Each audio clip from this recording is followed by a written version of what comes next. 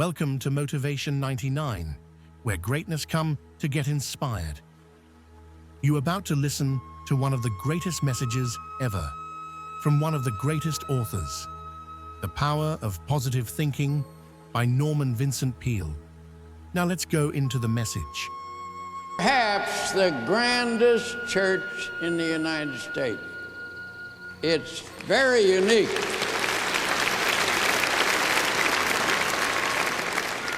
There's nothing like it anywhere.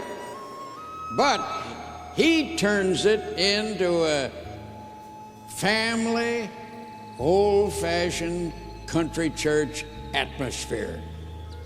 Now, I was raised in little churches in Ohio, and I grew up in Cincinnati, but the church there wasn't all that big. And I get the same feel here this morning in this exotic and sophisticated area as I used to get back in Lynchburg and Bellefontaine and Greenville and Findlay and Cincinnati. I think he is absolutely wonderful.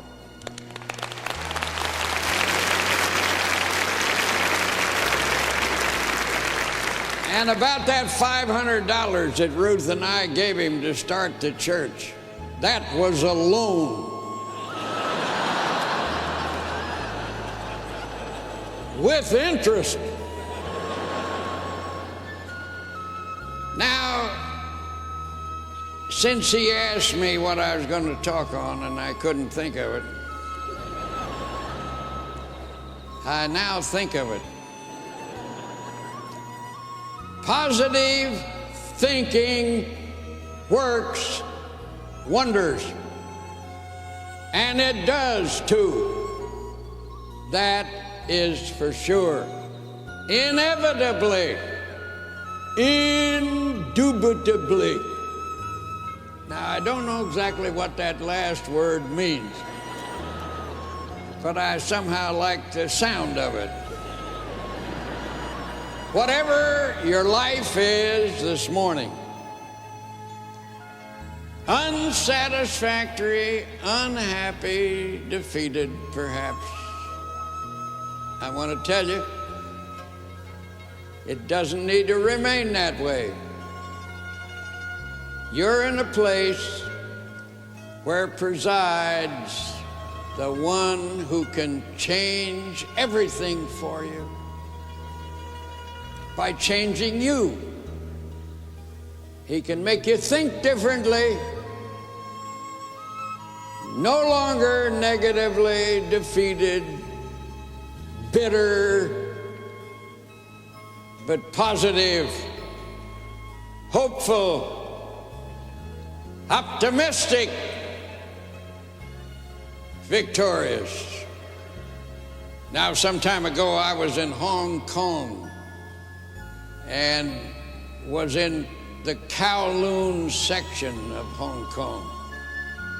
My wife knew a dressmaker over there where she said she could get some dresses cheaper than back in New York. I had to remind her of what we had to pay to get to Hong Kong. But a dressmaker establishment was no place for me. So while she was there, I took a walk amidst the crooked little streets of Kowloon, teeming with millions of people. And I suddenly saw before me what was described as a tattoo parlor. And in the window, they had demonstrations of what you could get tattooed on your chest or on your arm or wherever. And of course they had beautiful girls, mermaids, or the flag of your country. But there was another one that drew my attention. Born to lose. And I was astounded that anybody in his right mind would go into a tattoo parlor and have engraved in his chest, born to lose. So I went into the tattoo shop and I pointed to it and I said, "That one." And the man said, "Take off your coat." I said, "No, I don't want it done on myself. But do you mean to tell me that anybody would actually come in here and have that tattooed in his flesh? Born to lose." He said, "Yes, a few." But I asked, why would they do it? He said, before tattoo on chest, tattoo on mind. That is to say, there's some people, God help them, who believe that they were born to lose. Now, I am a Bible-believing, evangelical, old-fashioned preacher of the eternal gospel of salvation. And I have read the Bible through and through many times, and nowhere do I find it stated that you're born to lose. Man is said to be a sinner. That is true. You're sinners, I'm sinners, but, and there's the great alternative, but we are saved by the shed blood of Jesus on Calvary for our salvation, and we are made victorious, positive spirits through Jesus. This is the victory that overcomes the world, even our faith. To as many as received him, to them gave he the power to become, rise from what they are now to what they can be, the sons of God. Now, I have in my short life seen many examples of how positive thinking works wonders. I'm thinking of a friend of mine, a woman by the name of Mary Crow. She was born in the country outside of Portsmouth, Ohio. She was one of 9 children. Her father, she says, never made in his life over $50 a week. None of the children ever dreamed of going to college. It wasn't possible.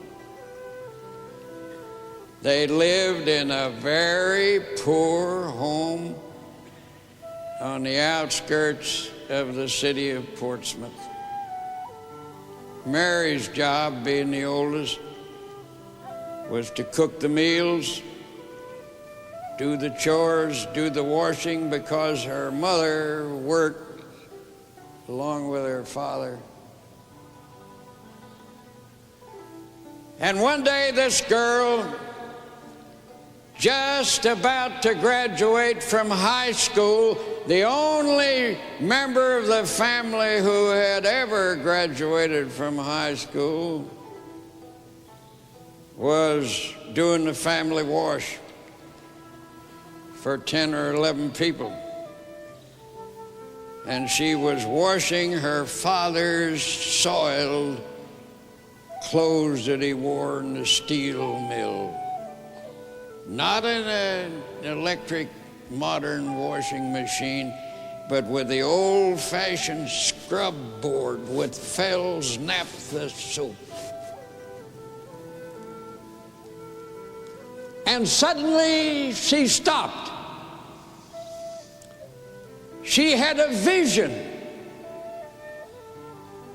She saw herself walking up on the platform of a college at commencement time to receive her diploma from the president of the college. She saw the campus in complete detail. She knew that this is what God had in mind for her. The next day, the family priest, for she was a Catholic, called her into his vestry and he said, "Mary, I have here a scholarship for tuition and board for 4 years at St. Mary's of the Springs College in Columbus. And I've been keeping it for the student in Portsmouth High School who could qualify to its high standards." When that fall she walked into the campus in Columbus, it was in specific and accurate detail exactly like she had seen it in her vision. She had never heard of the science of positive imaging, nor of positive thinking, but Jesus Christ had made her a positive thinker. She graduated with the highest marks of her class in that college.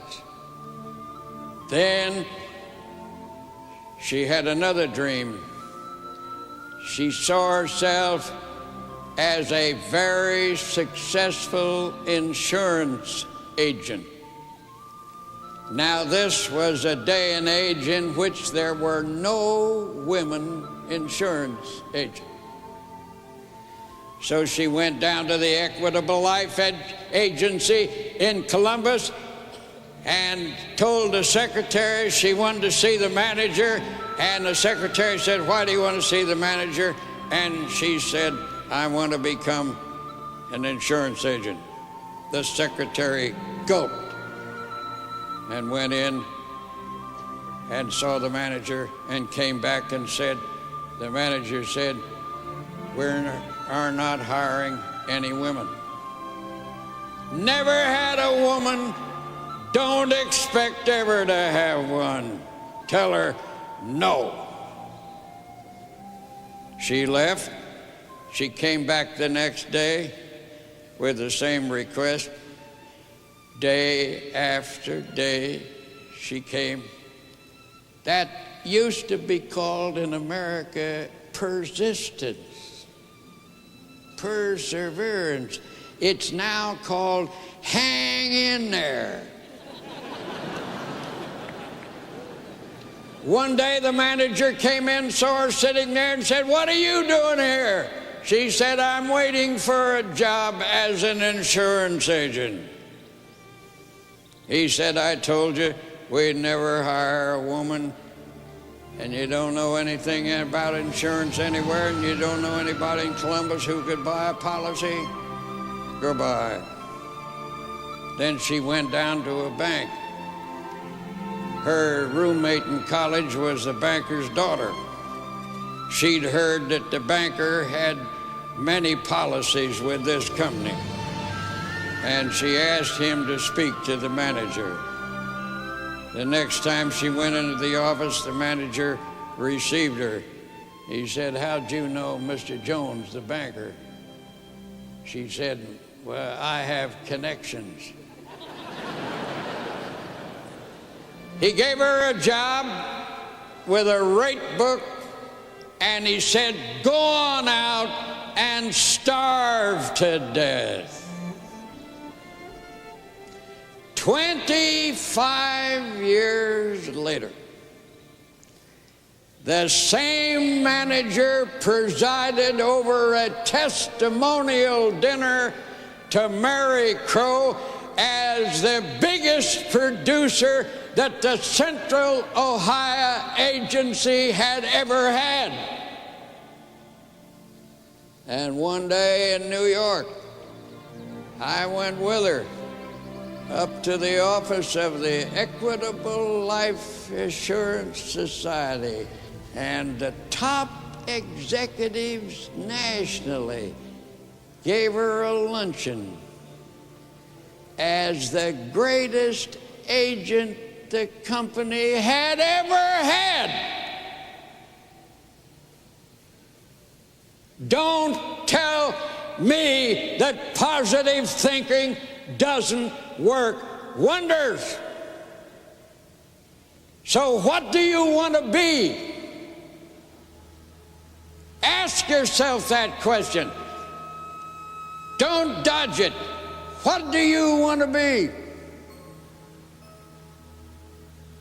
Then dedicate it to Jesus Christ along with your whole life. And don't doubt it. Believe. And then form a picture in your mind of that goal. Hold it tenaciously in the conscious mind until by process of intellectual osmosis it sinks into the unconscious, and when it gets into the unconscious, you have it because it will have all of you. I would go so far as to say that if you are a complete, dedicated follower of Jesus Christ, you can do anything you really want to do with your life. And don't go out of here today bowing and scraping before circumstances and difficulties. Go out of here walking tall, reaching for the sky with the crown of your head, unafraid. And if you have any doubts about it, go back and look in the mirror. Now, some of you, that will be a far more pleasant experience than others. Look at yourself and say, "Look here, son. Look at here, girl. Who are you anyway?" And the answer will come back, "You are a child of God, created in His own image. Not born to lose, born to win." This is the victory that overcomes the world. That's a good one to say every time you're faced with a difficulty. Just draw yourself up and say that this is the victory that overcomes the world, even my faith. Now, this is not bravado. This is scientific Christianity that can be demonstrated and that works. I personally wouldn't go for anything unless it works. And I know this works. Now, I had a hard time coming to that. As a boy, as I say, I had a lot of inferior feelings, and I had to battle it through. When I was in the 5th grade in Cincinnati, I had a teacher by the name of George Reeves. He was an enormous man, well over 6 feet, and he was a teacher of the 5th grade. And he was a whimsical kind of a character. Every once in a while, he would, for no reason or other that we could figure out, he would shout out, "Silence!" And when he demanded silence, he got silent. He had a hand like a ham, I can well remember. I can still feel the print of it. Then he would go to the blackboard, and in a sweeping gesture, he would write the word C-A-N''T.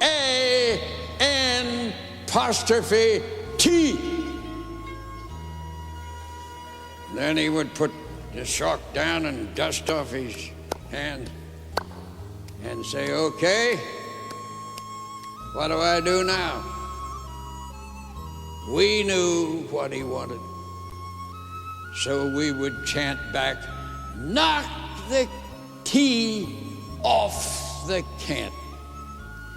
He would pick up the eraser, and with a sweeping gesture, he would rub out the apostrophe and the T so that the word C-A-N, can, stood out clear and distinct. Then he would say, "Young ladies and young gentlemen, I never knew him to call us boys and girls. Let that be a lifetime lesson to you. You can if you think you can." And then he was long before the law that seems to tell us that there can be no mention of the Bible or God or Jesus Christ in the public school, one of the most stupid things that ever happened in this country.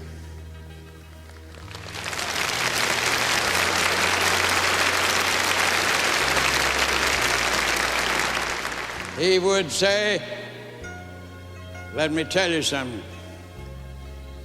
and don't you ever forget it as long as you live.